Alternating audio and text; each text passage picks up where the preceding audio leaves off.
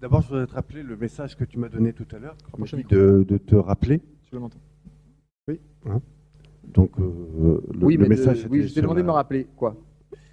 Alors, c'était sur comment communiquer dans les réseaux. Comment communiquer? Ouais. Dans les réseaux. Avec comment trouver des partenaires? Comment Oui. contacter les partenaires? Oui. Ok. Donc, la recommandation que j'ai donnée à Pierre, c'était pour la diffusion de son produit, pour que d'autres personnes puissent diffuser son produit d'information. Si vous faites un produit qui est un produit que vous allez distribuer gratuitement, qui fait connaître vos services, je voulais vous donner quelques conseils à ce sujet. Vous allez d'abord vous servir de votre site comme quartier général, et sur votre site, vous allez vous donner une certaine crédibilité en publiant un certain nombre d'articles. Il faut qu'il y ait un début de contenu, un début d'expertise présent sur le site. Personnellement, j'ai commencé à utiliser cette stratégie quand il y avait, allez, on va dire 7 articles. Je suis peut-être ambitieux en disant ça, peut-être que 5 articles au total sur mon blog. Qui a déjà visité le blog Le Marketeur Français? Qui a remarqué que ce n'est pas le blog le plus fréquemment mis à jour de la blogosphère? En moyenne, ma moyenne actuelle de publication est d'environ un article par mois. Quand j'ai un article, bon, je le mets là-dessus. Au début, j'ai commencé, j'ai mis juste ce blog parce que j'ai réservé le nom de domaine, et j'ai mis aussi le blog parce qu'il me servait ensuite de pôle central pour qu'on voit que j'ai du contenu. Vous allez voir que les premiers articles sont très très longs, entrent dans le détail, illustrés, il y a tout ce qu'il faut. Il y a une certaine expertise qu'on perçoit dans les articles. Ça me sert de crédibilité quand je contacte quelqu'un et qu'il clique sur mon lien, il arrive sur le truc, il dit tiens, le mec sait de quoi il parle. Donc ça, je pourrais le faire aussi avec des interviews, même si je ne sais pas de quoi je parle, je pourrais faire en sorte que quelqu'un sache de quoi il parle et qu'il en parle sur mon blog. Donc, quand je vais contacter un partenaire, j'ai déjà mentionné précédemment, je commence par un premier contact qui n'engage à rien, je laisse un commentaire sur un blog, je réagis à son livre, je réagis à son contenu.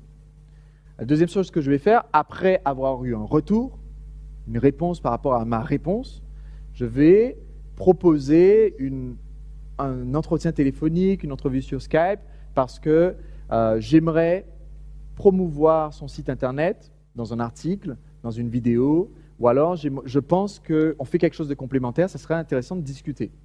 Je ne fais pas de promesses, je dis juste, ça serait intéressant de discuter, ou peut-être dans un article, une vidéo, j'aimerais mentionner votre site, donc j'aimerais qu'on puisse discuter.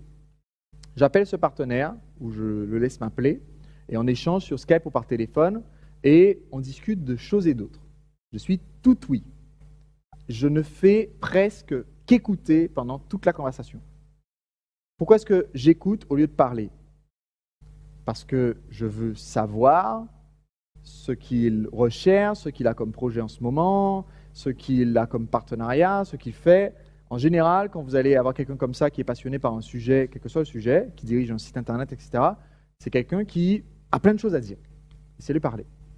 Une fois que je sais, tiens, il a comme projet X, Y, Z, ses prospects ont tel type d'attitude, il a sorti tel produit, ça n'a pas marché, mais tel autre produit a marché, là, je peux chercher une synergie, dire, voilà, j'ai quelque chose qui peut les intéresser, ou alors, est-ce que ça serait intéressant pour eux une vidéo qui parle de ce sujet-là?